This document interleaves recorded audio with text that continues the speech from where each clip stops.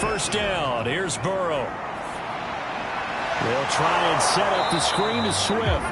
And they'll get this just to the 47. 1-yard gain. Burrow. That is Packer. And he will break. And that with emphasis. Interception, return for touchdown. Door closed, locked, reinforced. Tucker now for the extra point.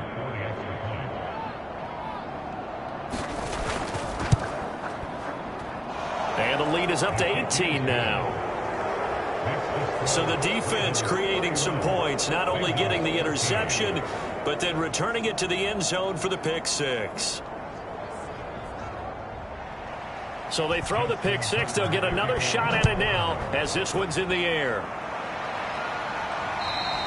And that'll carry over the back line of the end zone for a touchback.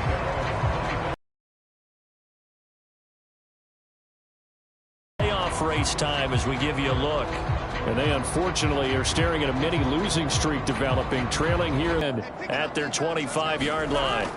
After the pick six, they go right back to the air. And he goes down. The Ravens able to get to him. Myles Garrett, he's the culprit, and that is now his 13th sack of the season as his great year continues. We've been around this league for a while, and many coaches never pull their starting quarterback, almost no matter the situation. In this case, though, I think he's got to picked off by Marlon Humphrey. I'm starting to wonder, Charles, if 5 interceptions, is that the last that we've seen of him? Well, I think that a lot of people hope that's the last they've seen of him in this game, probably including himself. If this were baseball, the manager would have been at the mound already and asked for the ball, and he'd be in there getting a shower. But in football, you might have to go stand on the sideline and watch the rest of it and see if your backup can do any better. They're coming out with a jumbo package to start the drive.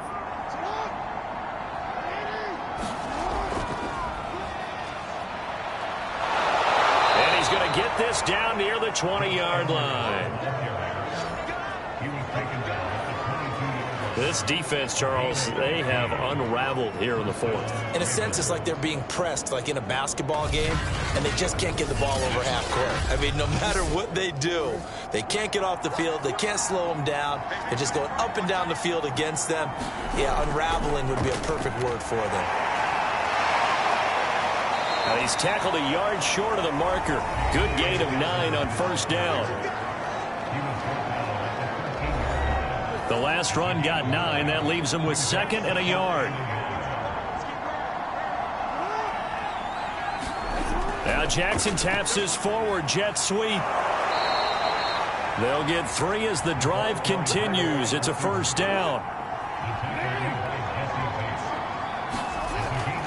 They'll try and run some clock here as they keep it on the ground. And he'll find his way down inside the 10 to the 9-yard line. 2 yards on the pickup there. It'll be 2nd and 8. They'll go again with Dobbins. And he'll take it into the end zone for a Ravens touchdown. J.K. Dobbins with his 2nd touchdown of the game, number 8 on the season, as the Ravens push further out in front. Sometimes a group that gets overlooked, certainly, the offensive line. Right there, they really helped with that score. Didn't they tell us in our meeting that when we score touchdowns running the ball, that means the offensive line actually scored first by moving people back beyond the end zone? We saw evidence of that on that play. Now Tucker to add the PAT. And he's been a busy man, 5 for 5 now as he knocks another one through to extend the lead. But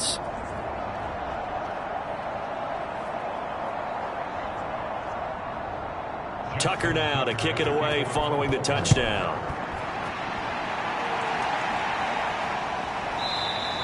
And no effort to bring this one out. It's a touchback. Cincinnati's offense coming back here onto the field. And following the interception, just any interception, are you a little bit more cautious when you start that next drive, or no, you just throw that out the window? I think you are. I don't think that there's any way you can run back out there and go, totally didn't affect me. Let's just go ahead and be loose with the football again.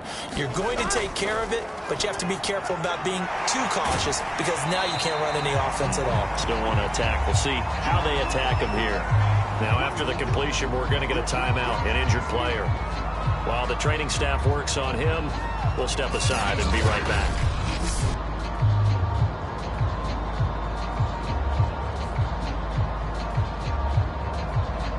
Only needing 2 yards on second down. Out of the gun, it's Burrow. Got an open man, that's C.J. Uzomah.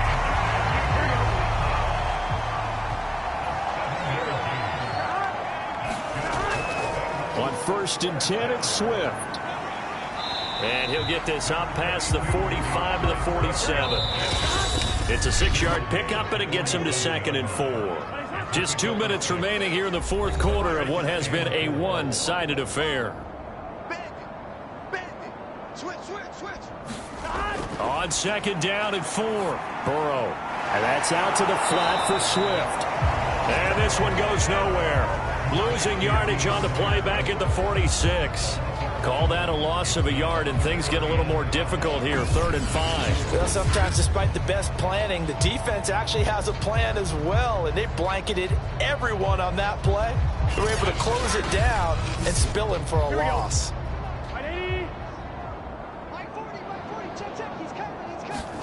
Here's Burrow setting up to throw it. And my goodness, another interception. Adrian Amos with a pick. And they'll set up shop right near midfield at the 49-yard line.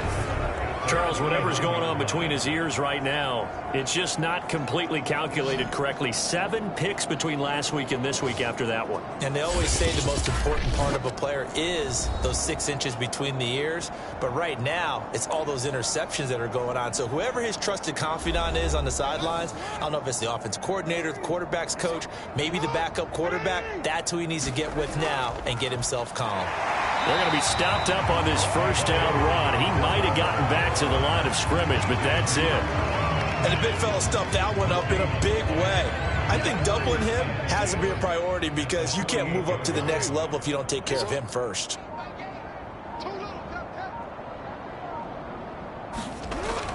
Now Dobbins again on 2nd down. On any running play that's called, they're always hoping that it's going to break big and go the distance. But when you get a nice gain like that, you're able to do so many things anyway. You can come back and run essentially the same play again, continue to move the ball on the ground, or you can decide to throw the ball now because usually you have the defense back on its heels.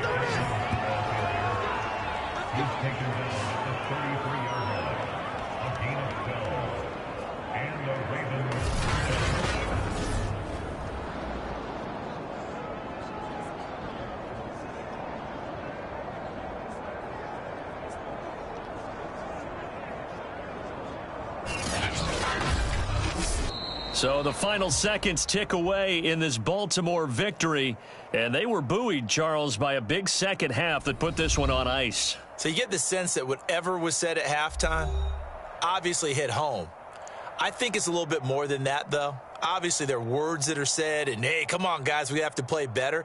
But sometimes it's just sharpening your execution, sharpening your focus, and maybe doing the things you practiced all week without major adjustments, just doing them better. And that got it done in this one. So for the Ravens, they're not going to go quietly here as the win moves them now to 8-6 on the year. And they'll get another road test next week as they head to Cleveland to take on the Browns. Meanwhile, for Cincinnati, they've plummeted now to 3-11. And they'll be at home next week for a date with the Houston Texans. And for Charles Davis and our entire crew here at EA Sports, I'm Brandon Gaudin saying so long, everybody.